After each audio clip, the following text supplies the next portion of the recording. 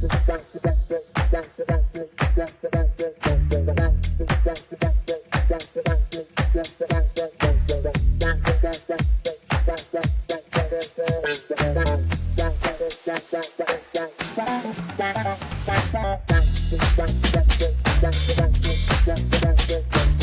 real quick. All right, welcome back to the Net to Net podcast. I'm your host, Skelt, here with Casey Kirsch. We are back with an episode on the NBA episode.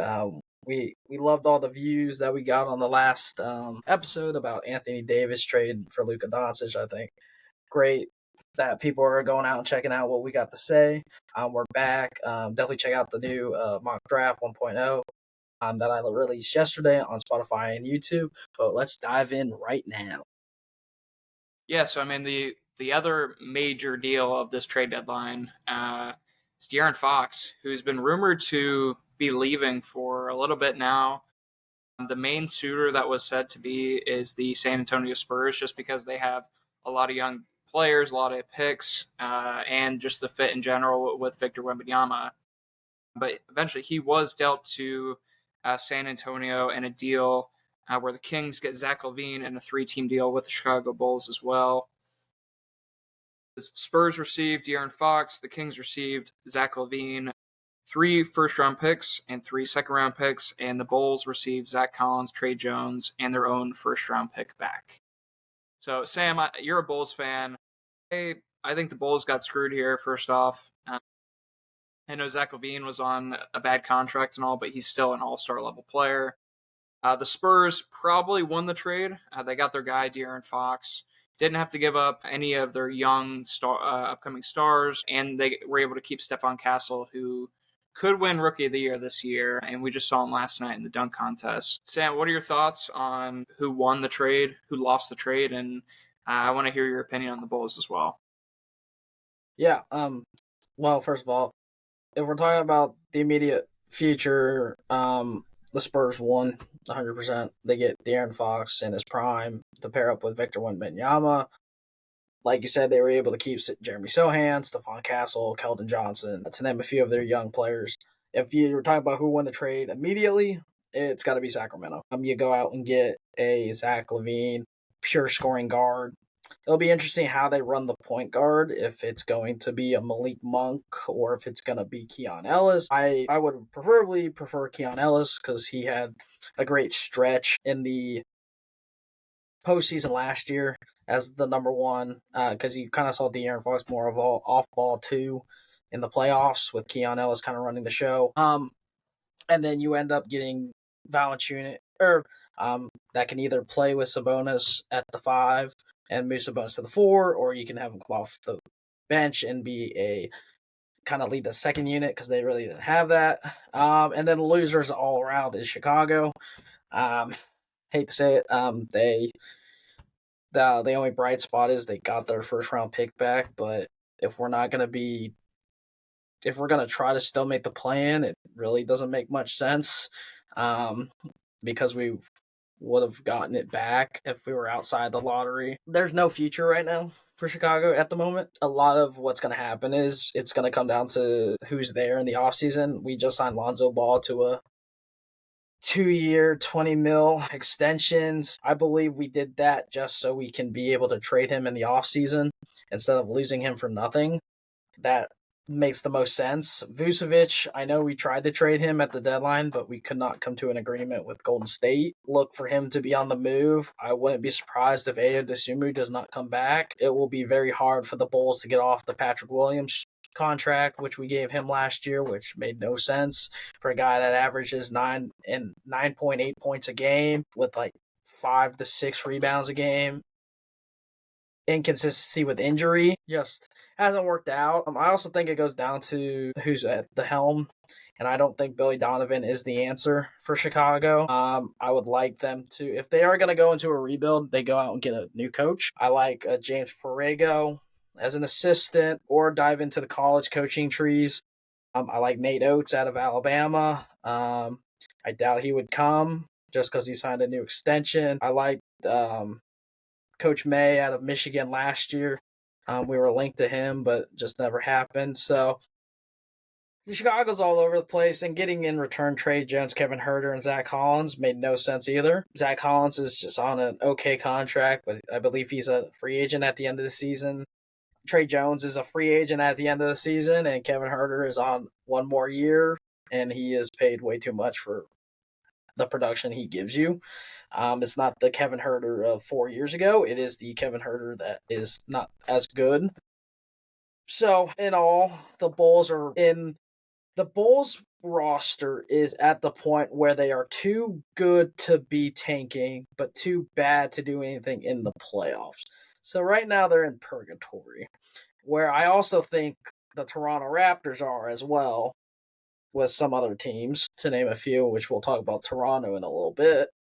But Chicago has some things to do in the offseason, which should be interesting. I think everybody is up for sale except for Buzuelas. We've seen flashes of him going into All-Star weekend. He's been averaging a double-digit points, getting more minutes. I like what we see from him. Maybe Kobe White comes back because he is due for a new contract. We've seen him take steps, but they're at this point, I feel like Kobe doesn't have a huge ceiling left. But we just need to hit it on. I think we need to tank. There are four good players that we can get in this draft. The likes of Cooper Flagg, Dylan Harper, Ace Bailey, or going out and getting VJ Edgecombe or Casper Yakashonis. So there are so many good.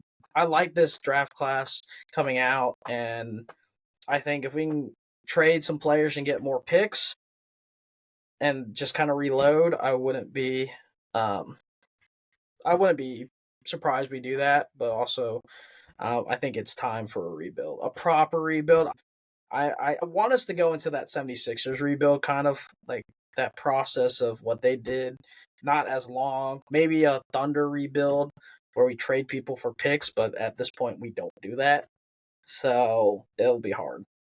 Yeah, that, and you don't even have the quality of players that they had to trade away and get all the picks. No. For instance, a Paul George or a Russell Westbrook or even a Chris Paul after they traded for Russell or traded.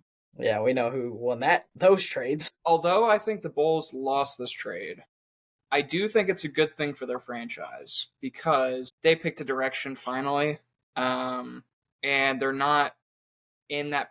You said they're in purgatory. I don't think they're in purgatory anymore. I think they're tanking now. I think when they had Zach LaVine, they had DeMar DeRozan, they were in purgatory because they were that fringe playoff team who would maybe make the 8 seed, maybe make the 7 seed. Well, And they only did that, 1 year? Is that right? With DeRozan, they've made the playoffs every time. They were just a play-in. They came in through the play-in. Okay, gotcha. But I would. The only reason I say they're still a little bit in purgatory is because they didn't really try to get off of Vucevic. There was no urgency to get off Vucevic. If they would have gotten rid of Vucevic and Lonzo, I would have said yes, they're in a full rebuild. But since they kept those two, it doesn't. I don't know what they're trying to do. Actually. But that's the thing, though. Lonzo's still getting his legs under him, and Vucevic, he's been good this season, but he's not going to carry them to many wins this season, I don't think. And especially with the pieces around. I mean, you have a Kobe White, you have Alonzo, who's not been great this season, but is still coming back. Yeah, and you're offered been coming back, Patrick Williams. So other than you're offered 2 first-round picks for Alonzo, and you turn them down. That's just kind of that's weird. Bad business. Yeah, that's and they should have got rid of Vucevic. I think I agree. Vucevic is playing so well that he should have been traded. I know the Warriors couldn't really. They kind of got rid of their big trade piece in Andrew Wiggins, the matchup salary. I know.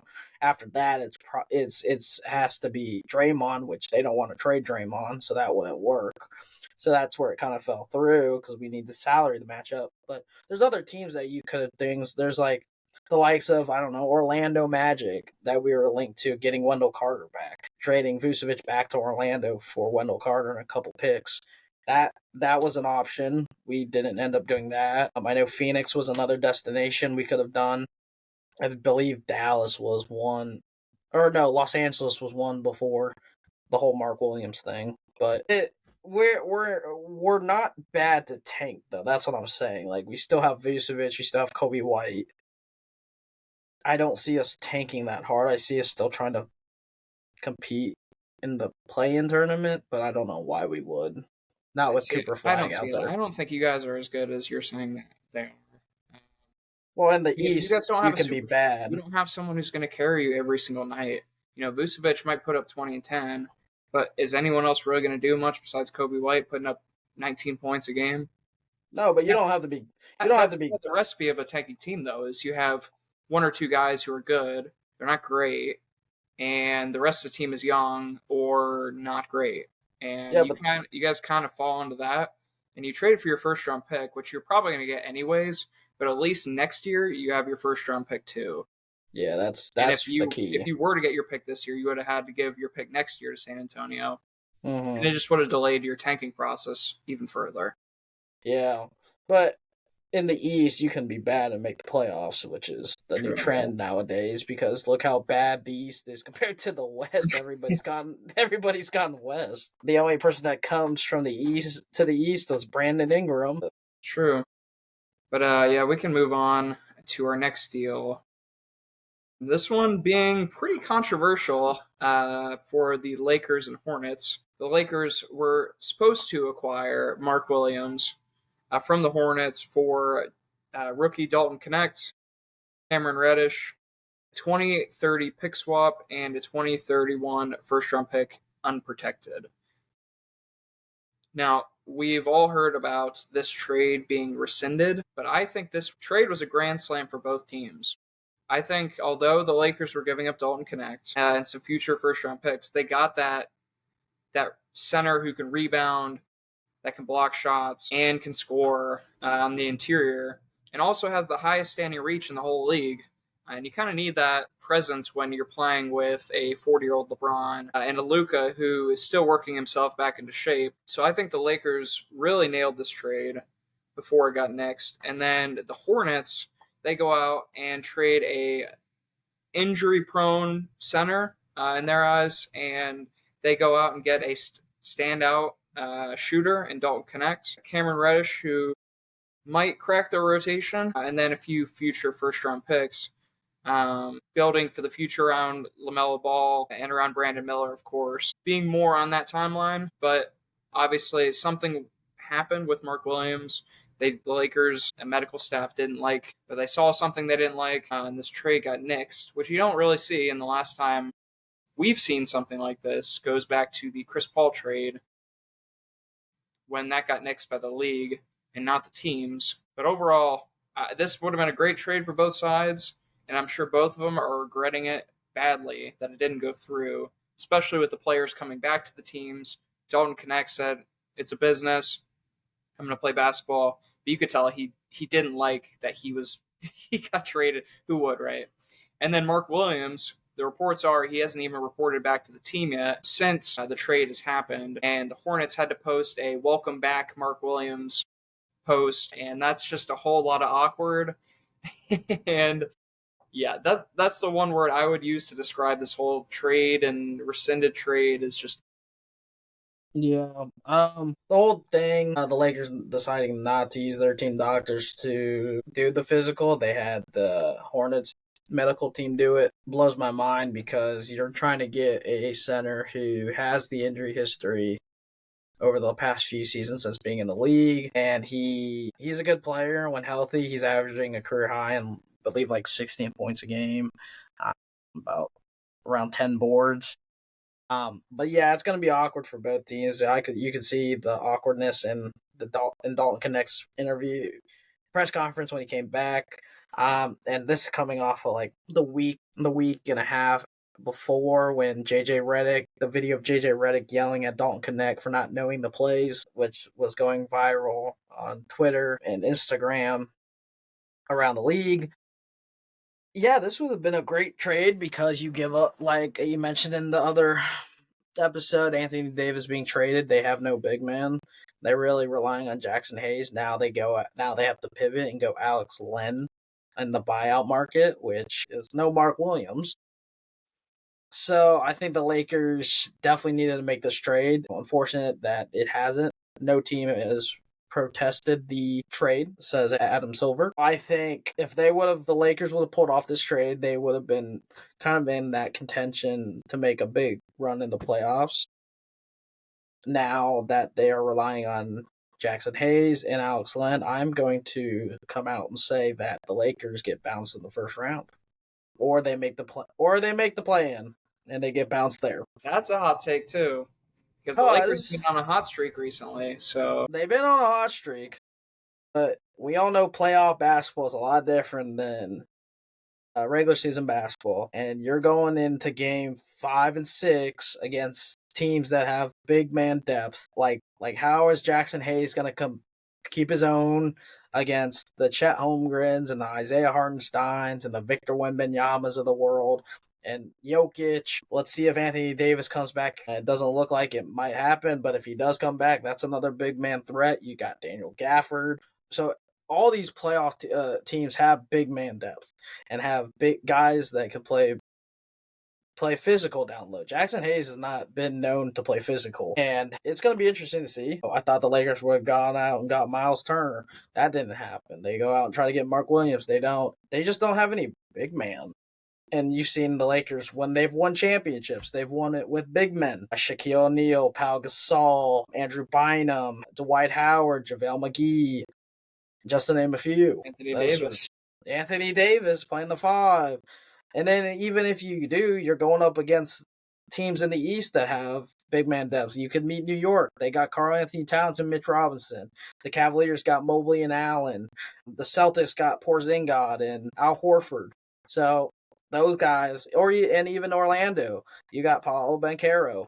So, and Wendell Carter. So you're going to have to go up against teams that you have to go down low. And you're not going to be competing because outside of Alex Len and Jackson Hayes, I believe your next tallest is either LeBron or maybe Dorian Finney-Smith, maybe Rui Hachimura. I think they're both standing at like 6'7". Luka's 6'6".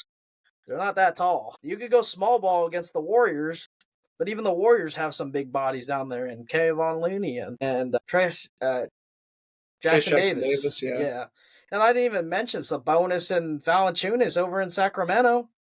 They just got even bigger. So this Western Conference is so big, and they can shoot the ball. So I think the Lakers. I think LeBron got his last ring in what? 2020. What was it? 2020. I don't think he gets another ring anymore. I think he's done getting a ring. See, I think you're underrating him, Sam. I think you are underrating.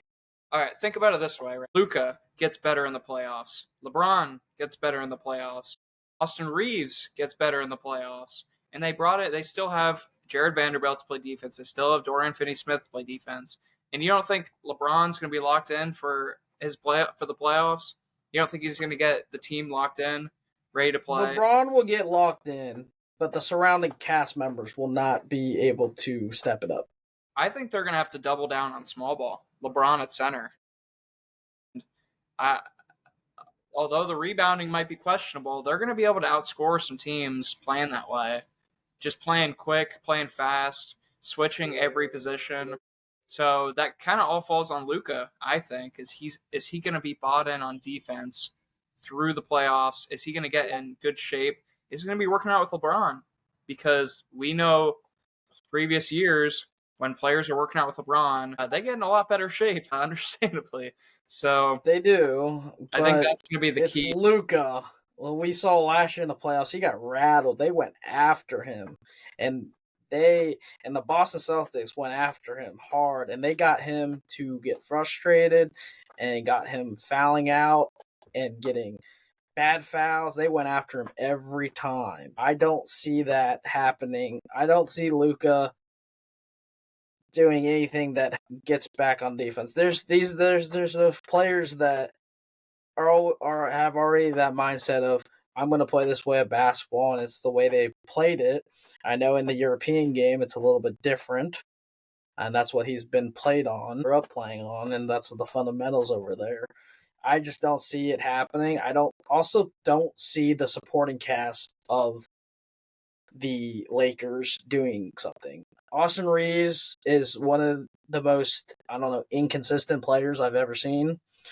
sometimes because he will score. He will light up like the game that Luka and LeBron didn't play in against the who was it, the 76 or the Pacers. He went off for 40 points, and then the next game he did not show up.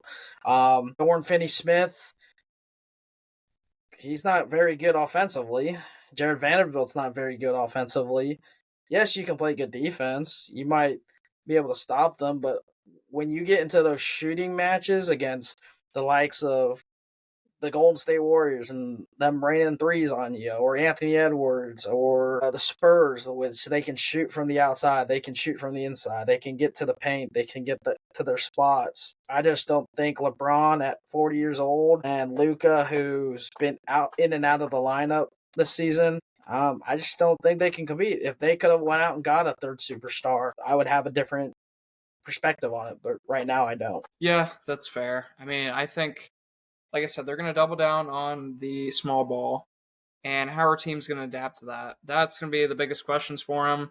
They needed a center. They didn't get a center. They talked about the Walker Kessler deals. They talked about the Miles Turner, the Mark Williams of the world, even Wendell Carter, but none of them went through, and they're just going to have to deal with what comes next, I guess, and hopefully not waste another year of LeBron. You said they're going to be a first-round exit. I think they might be a second-round exit. I think they'll win a playoff series just due to Luka and LeBron's pure playmaking, scoring, just everything working together. They just need to get on the court together first. They need to be playing some games to build some chemistry, and they're both two of the top 7-ish players in the world right now. So I would take that.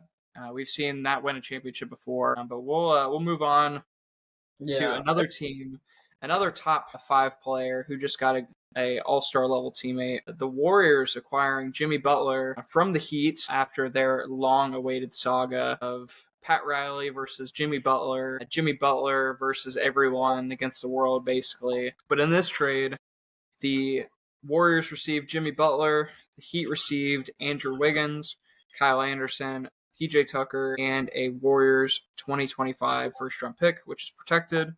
The Jazz receive Dennis Schroeder, and the Pistons receive Lindy Waters and Josh Richardson. To me, the Warriors, easy winners here. They get their guy in Jimmy Butler. They get Steph Curry some help.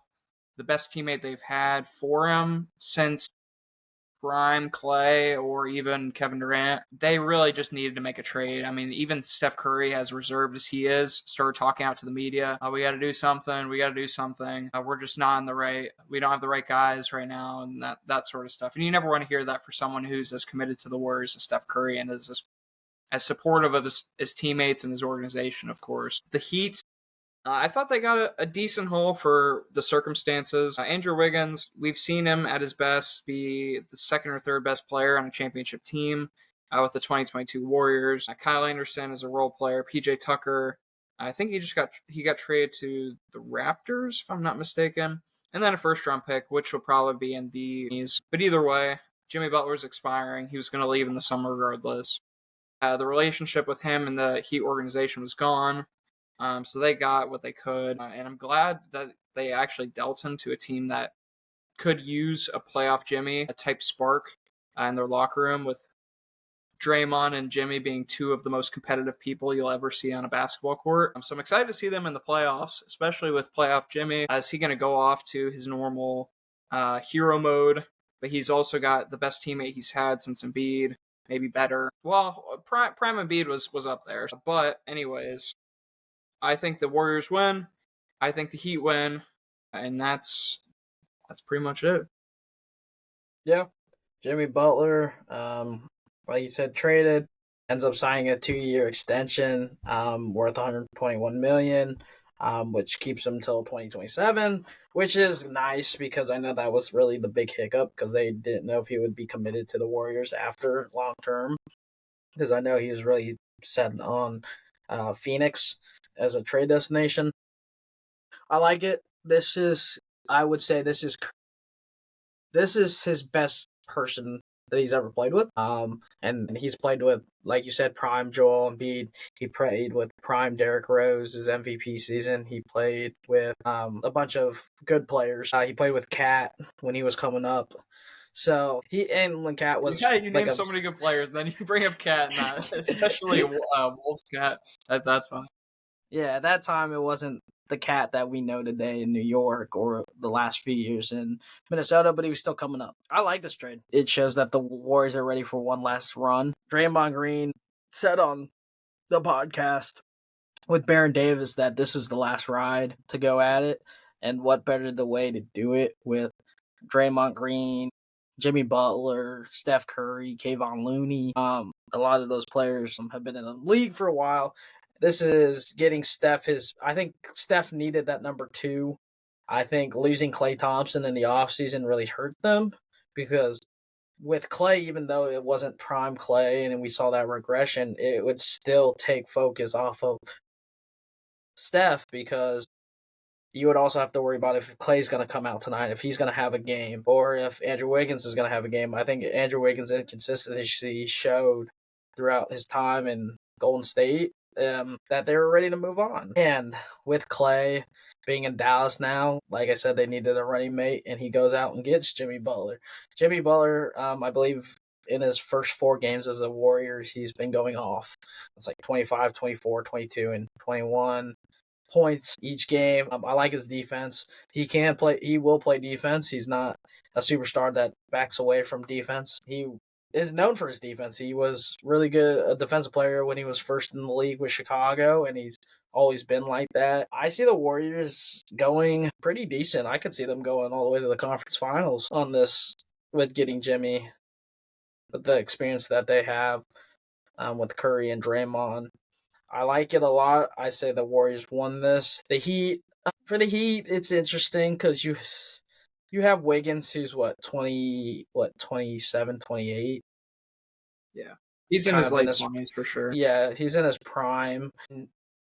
Jimmy, I just think that was kind of a headache for them. You could see it affecting people's play. You seeing right now Bam Adebayo's having a down year. He's definitely picked it up of late, and I think that has to do with the drama that was in Miami. You're starting to see Khalil Ware break out. You would like to see more for Jaime Jaquez, and Luka Jovic, who they invested heavily on in the drafts over the last few years. We'll see what happens with Terry Rozier with his investigation due to sports betting, but they definitely need to get off of that contract, and maybe start looking at what the future lies. Good, they were able to keep Tyler Hero, which I think a lot of people thought that was a person of trade rumors over the last few years. Just kind of like the De'Aaron Fox thing, he was in multiple trade rumors. So no, I think the Heat, they're gonna be a one and done in the playoffs. To be honest, if they make it, they're not gonna surprise anyone like they did in 2020. Going to the Bubbles finals against the Lakers, but I think the Warriors have a chance of pushing for the conference finals one last time. Yeah, 100%. I mean, the Heat don't have that X factor anymore. I mean, Tyler Hero's, he's an all-star this year. Bam Adebayo hasn't been as good, but they don't have that Jimmy Butler who just elevates in the playoffs. And although we've seen Tyler Hero's rookie season play really well in the playoffs, it's not a Jimmy Butler level of offense and defense accelerating so highly that like you can be a top 10 player out of from 20 to 10. Like you don't elevate that much on that. But we'll move on to the next trade for my New Orleans Pelicans. Brandon Ingram gets sent out after many years with the franchise to the Raptors for Bruce Brown, Kelly Olynyk, a 2026 first-round pick from Indiana, and a 2025 second-round. Now, I know from the Pelican side that it was a heartbreaking decision to trade Brandon Ingram.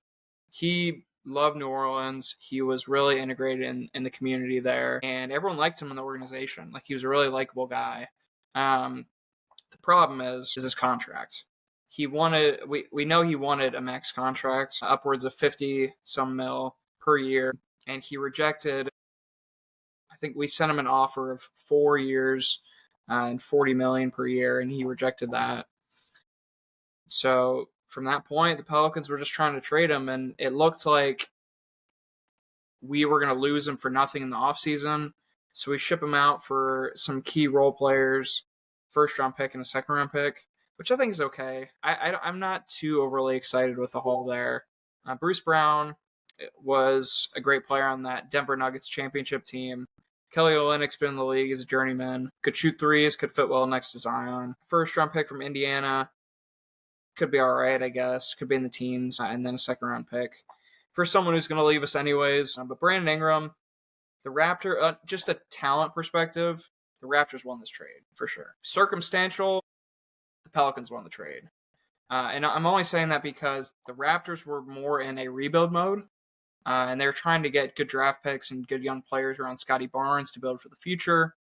And they go out and put themselves in purgatory with Brandon Ingram, who just signed a new 3-year, $120 million deal, giving him $40 million a year, which is what we offered him anyways. But either way, he's in a new spot. They're going to be a playoff team for the next 5 years, 4 years, but they won't win a championship or anything close to that just because they don't have that top-level talent. Scotty Barnes is an all-star level player. Brandon Ingram is a fringe all-star level player, and that's kind of what they have. I mean, they have Emmanuel Quickley on a ton of money. They have RJ Barrett on $30 million a year.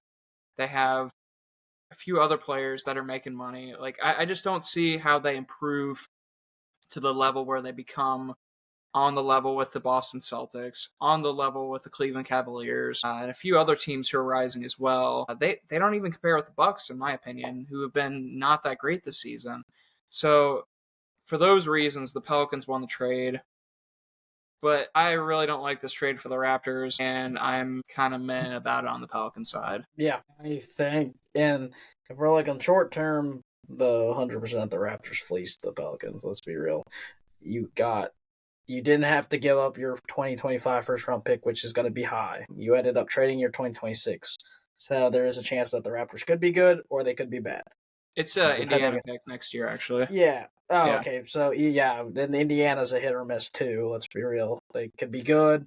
Like, they were good last year, and then they're decent this year. They could be good next year or be really bad. You don't know. I think, honestly, to be honest, I think both teams are losers in this one. Because, one, let's look for the Raptors side. Like you pointed on the nail with what I said earlier about with the Bulls. They are in purgatory. They have Quickly, who has not been anything of a bright spot since being traded to Toronto from New York. He is not shooting good. He's not averaging the points he was in New York.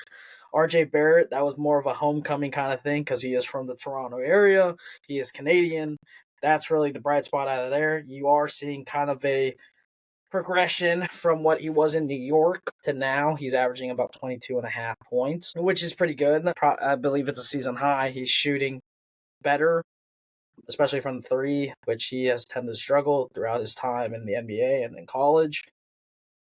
Scotty Barnes is your bright spot. Other than that, you're paying Jakob Pertl a lot of money, and you're paying the others a bunch. And then for the Pelican side, yeah, you're getting role players, but this would make sense if you were a playoff team or competing in the West to get some veterans to help you in the playoffs, what these two could do. I wouldn't be surprised if they get bought out. I would not be surprised. No. I would not be surprised if one of them gets bought out.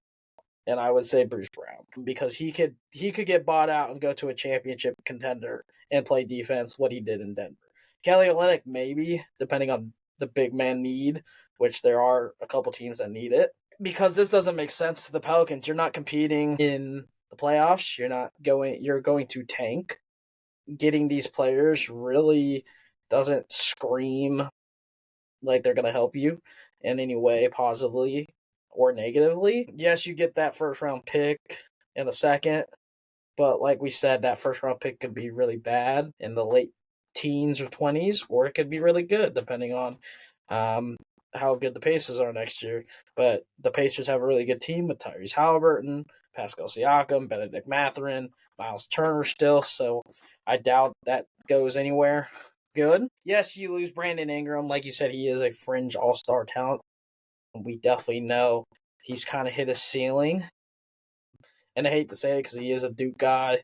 Love my Duke guys, but there are so many better Duke players in the NBA right now. A lot of people said that he was going to have more talent than Jason Tatum, which obviously we've seen who's won that battle. Laughable. I know Caleb always thought that Brandon Ingram was better in college, which he was, but who panned out better in the NBA? We all know who panned out. But yeah, I wouldn't be surprised if some of these guys on Toronto aren't going to be there in the next few years, like RJ Barrett or Emmanuel Quickly. Brandon Ingram, you're taking a chance on him to help with this young core that they have. Outside of that, I don't see this helping Toronto compete, like you said, and I think you nailed it on the head. They can't compete with these teams.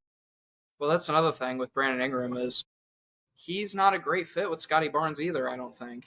Scotty Barnes doesn't shoot many threes. Jakob Poeltl doesn't shoot threes. Brandon Ingram refuses to shoot threes sometimes. Like, he'll just pull up in the mid-range over and over and over, which he's one of the best in the league at. But it's also more inefficient to do that than shoot three-pointers, which is another reason why he didn't fit well with Zion, because Zion doesn't shoot three-pointers. So we're kind of doing the same thing the Pelicans were doing, getting talent, not worrying about fit, and just thinking about it later, I guess, which, unless they have another move that they're going to make in the offseason, I don't like it for the Raptors at all. On the Pelican side, I think we're going to re-sign Bruce Brown, actually. I think we'll probably sign him to a 2-year extension or something like that in the offseason. Kelly Olynyk, I believe, is under contract for another year. We do need a backup big man to play behind Yves Missi because we just traded Daniel Tice. So he'll probably be there for the foreseeable future. When it comes to the first-round pick and the second-round pick, who knows, maybe we make another deal in the offseason to improve talent-wise. But for the Pelicans, ultimately, like I said earlier, this is down to money, down to the second apron, part of the new CBA, wanting to be over the luxury tax, which the Pelicans now got under. So they're not paying a lot of extra money for that. And for a tanking team, you never want to pay the luxury tax. A lot of the Pelicans' future is going to is going to be determined by, is Zion going to be healthy next year? What pick are we going to get? And what are we going to do with all these role players that we just got in picks? Because we still have a few Bucks picks left. We used all of our Lakers picks. We have all of our own first-round picks left. So what are we going to do? Probably fire a lot of people, because I know Pelicans fans are sick of David Griffin. We don't like him because he does things too late.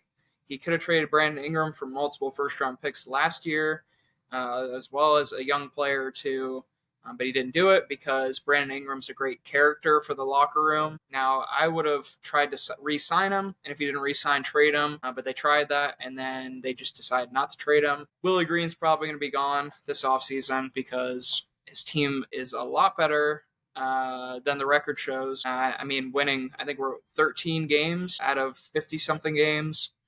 That is just atrocious for a team that has Zion Williamson, that has CJ McCollum, that has DeJounte Murray, Brandon Ingram. We had Brandon Ingram and a standout Yves Missi rookie, and Trae Murphy, who's ascending to be near all-star level, averaging 23 points a game this season. So I think a lot of it depends on that. I'm glad we traded Brandon Ingram, move Trae Murphy into that starting role, give him more minutes and more opportunities.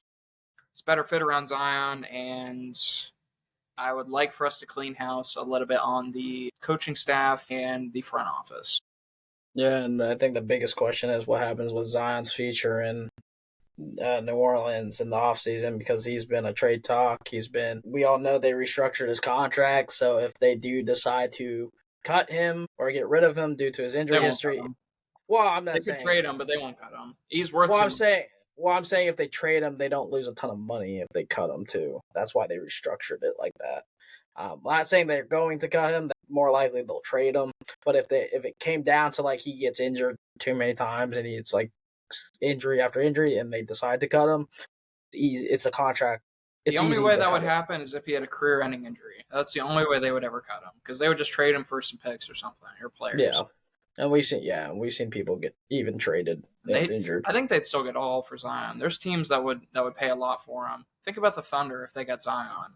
They Like could get a they would lot. trade us multiple first round picks, a few players. Like Yeah, I hope that doesn't happen. I'm a big fan of Zion. I think the Pelicans are what they are with Zion, and he is our ceiling and our floor. yeah, So pretty much. everything should revolve around. Yeah, now talking about the last big trade, talk about DeAndre Hunter to the Cleveland Cavaliers for Karis LeVert, and what was it, a couple picks here and there. George Niang, yeah. Yep, George Niang. I think that's a slam dunk move. You can now kind of move Isaac Okoro out of the starting lineup, put in DeAndre Hunter, who gives you better offensively and can give you the same amount of effort on the defensive side. He's having a great year. DeAndre Hunter is kind of finally living up to that contract extension he got a few years ago. And this just makes the Cavs a lot better. Do I think the Cavs will go to the finals? No. Do I think Boston still is the best team in the East? Yes, because we've seen it in history in past of the Cavs the last few years have been good in the playoff or have been good in the regular season, but bad in the playoffs. I just think when it comes down to it, Boston in the playoffs is a lot better. You get playoff Tatum, you get playoff Brown, you get Porzingis, a full healthy Porzingis going into the playoffs this year. Derek White is a great defensively. Drew Holiday doesn't look like he's missed a beat yet. And you're still getting production out of Al Horford, and especially with those role players of Peyton Pritchard and Sam Hauser. I just don't think the supporting cast of the Cleveland Cavaliers has that to get them over. You did give up George Niang and Karis LeVert, who are definitely role players just for DeAndre Hunter. You don't know where you're going to get out of Max Strus.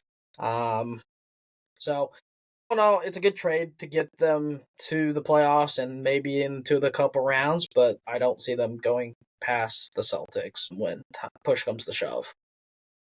Yeah, I can see that. I like this trade for the Cavs because one, they're going for now. They're trying to build off momentum of this brilliant season for them. They needed size. They addressed that. They got rid of Karis LeVert, which is going to be a loss for him for sure because he was a good bench scorer for him. George Niang was a good three-point shooter for him. But they really needed size. They needed someone who can knock down threes at the three position and defend at the same time. DeAndre Hunter ticks all the boxes for him. He doesn't need the ball in his hands. He can play off the ball, obviously. And I just think he's a great fit for this team in general. He's under contract for a few more years, so if things don't go well, you can trade him in the offseason. So I don't really see many downsides for the Cavs. On the Hawks side, also, last thing on the Cavs, I think this trade allows them to compete with Boston. I don't think they're better than Boston, but they're going to be able to compete in a 7-game series with Boston. They just have good players in every position. And they still have a Ty Jerome who's having a career year off the bench. They still have Max Strus, who's streaky, but if he's on, he's one of the best shooters in the league. And a few other good role players, and Isaac Okoro and a few others. But I do think the Cavs can compete with the Celtics now because of this trade. They have more size. They can play down low. They can play on the perimeter. Obviously, they don't have the top end talent as a Jason Tatum or anything, but Donovan Mitchell's pretty close. Darius Garland's having an all-star year. Mobley's playing better than he's ever played in his career. So I'm looking forward to seeing that in the playoffs. But the Cavs can't space the floor at all 5 positions. That's true. The Celtics can. But if they decide, they could play DeAndre Hunter at the 4. And he's still tall enough at 6'9" that he could play the 4. He's a big enough dude. He can play the 4. And you could play a Mobley at center. You could play a Jared Allen at center, just one at a time. So that's why I think the versatility of DeAndre Hunter, along with the size, shooting, and defense, is a great fit for this team. On the Atlanta Hawks side, you do get Karis LeVert, who's a good player. He's not going to win you all the games or anything like that. But that's not really what you're looking for. You're looking for the picks and the pick swaps that the Cavs gave you for the future. Who knows what this means for Trae Young, honestly. I'm starting to think he might leave in the summer, which is crazy to think because he is the Atlanta Hawks. Like I was saying about Zion, he is that team. Everything runs through Trae Young. So I'm curious to see if they move him for some players and some picks in the offseason, go full tank. But the only problem with that is they don't have their first round picks. So can they really afford to do that? Those picks went to the Spurs in the DeJounte Murray trade a few years back. So we'll see what they end up doing. Do get more draft picks in the process. A few good role players in George Niang and Karis LeVert, so they don't lose too much there, and they get some picks in the meantime. So I think it's a win-win for both sides, and I think the Cavs can now compete in the playoffs. Yeah, I totally agree. I think the Hawks need to get off the Capella contract, which that they have to trade him. I thought he was a prime candidate to be traded at the deadline. I don't know why they still have him. They still have him, and they committed money to Kongwu. They really haven't decided on who's going to be the center down there. I like the trade for the Hawks because this actually opens up room for Jalen Johnson to improve. We've seen him improve tremendously since being in the league, taking that extra step. I think his position is a small forward. I think that's his best position. I don't think he should be the power forward. I like him more as a 3, and then that opens the floor for them to go get a power forward. I know they like to play Rescission, sometimes at the 2, sometimes at the 3, depending on what kind of lineup they want to run. Like you said, Trae Young could be on his way out. I think that is the case. Which team is going to trade for him? I would have had money on San Antonio before they went out and got De'Aaron Fox. He would have been a great fit with Wemby, too. I don't think LA have the assets. I'm just going to throw this out there, but could Golden State go get Trae Young? No, and have a successor to Steph Curry. I'm just saying that. I'm just pointing that out there. Could that be a possibility? I'm just saying that it will probably 99% chance won't happen. But just to think, Trae Young in the Golden State Warriors as the next. You never know. I hate that fit, Sam. Come on, dude. Trae Trae Young and Steph Curry playing together. Who's playing defense, dude? Come on. No one. They're just gonna shoot from 40 no one. And how are they gonna get him? Trade Draymond for him? No. Draymond and Jimmy? Are they gonna trade Jimmy for no? Because the Hawks wouldn't want Jimmy. It doesn't make sense. It wouldn't happen. No, they would just trade their franchise. Or what about No. What about Dallas? Why would Dallas trade for Trae Young? I don't know. Who are they gonna trade for? Their money's tied up in AD and Kyrie. Are they going to trade Kyrie for Trae? Kyrie can be a free agent after this year. They'll probably sign him though. But yeah, well, they have the young assets to go make that happen. What would be a crazy deal? I think more likely he might go to Orlando. They have the assets. But what could happen, and this would be insane, is if Minnesota traded for Trae Young and paired him next to Anthony Edwards. That would be insane, dude. And Trae Young and Rudy Gobert and Anthony Edwards. Well, they would probably have to use Gobert in the trade. They'd trade Julius Randle for him, probably. Really? I think they would get off the Gobert contract because that's just a disgusting contract. I think they've doubled down by trading Cat, so they can't really trade Gobert too. Yeah, they lost a lot on that trade. Yeah, because they do need a Mike Conley replacement here because he is 37 years old and is barely moving anymore. And they could give up Rob Dillingham, which the Hawks could go in a rebuild. Yep. But I think that the domino's got to fall first. Capella's got to go first. Once Capella goes, then I think they would get rid of Trae. I think he's the domino effect that starts this all. If there is a trade coming. What if the Nets traded for him? He's not going to go to the Nets. No, I know. What, D'Lo's? They're going to trade D'Lo? They have picks and young players. And D'Lo? I wonder if he's going to get re-signed. D'Lo? Anyways, that kind of wraps up our podcast of us rambling at the end there about Trae Young randomly going to places. But yeah, this has been our episode of the trade deadline recap. We will plan to do more next week about the All-Star game and just about the teams going into the end of the season, what we're looking for, and how will things stack up come playoff time. So we'll see you guys next week. And Skelt, anything else you want to add? Yeah, definitely trying to get what, like we keep saying, we're trying to get back on a more consistent basis. Definitely gonna hope to have some soccer ones here coming up soon, especially as we get deeper into the Champions League, and getting into the kind of the final months of the Premier League and La Liga with the title races heating up. We also have MLS starting next week, so definitely going to have something. Maybe try to do something on Friday or something, maybe the preview, or early Saturday after the morning, maybe in the afternoon before the game at 7:30 as they kick off their season. Can't wait to watch that. NBA, like I said, more NBA as well as NFL. I think my next mock draft will be probably closer to the combine.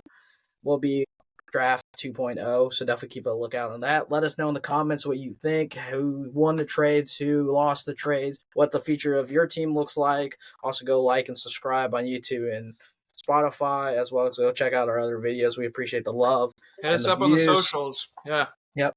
Hit us up on socials. Ask us if you guys have anything you guys want us to talk about your team, about your sport. Just let us know in the comments below or on social media. We're always open to new things like that. But yeah, we'll see you guys soon. Peace. Peace.